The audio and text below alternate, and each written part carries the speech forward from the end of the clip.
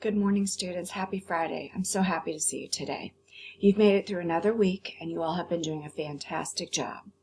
I am so proud of students who I see pushing themselves just like they would if they were in class with me. They're not just doing a little bit, they're doing their best effort every day, and I'm really proud of you.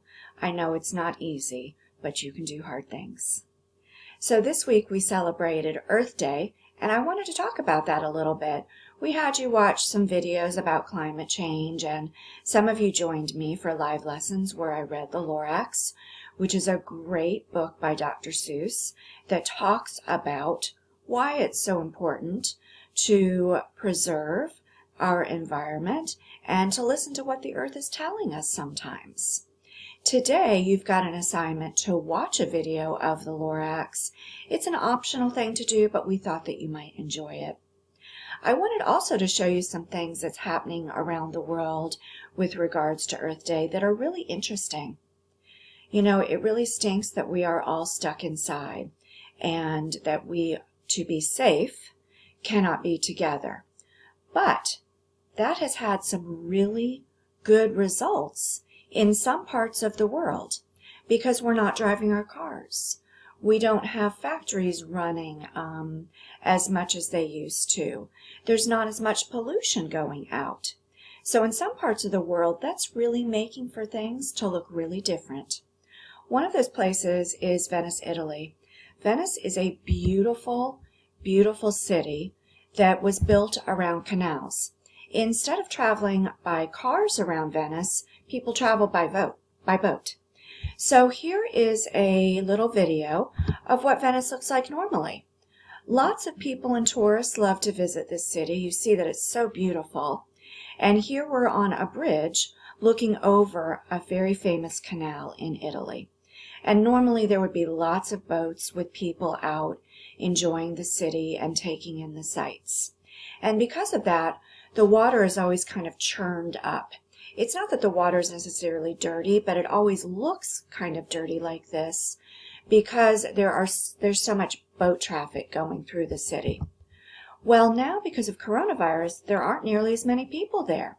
So look at what we're seeing in the water. Here's a video of a jellyfish floating down a canal of Venice, and you can see the buildings in the reflection of the water. Isn't that pretty?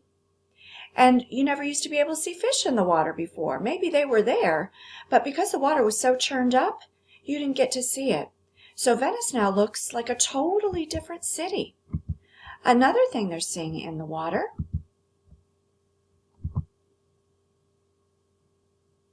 are more fish, and even dolphins are coming up in Venice because all those boats aren't there to scare them away. So we're seeing lots of aquatic life where we never used to see it. That's pretty cool.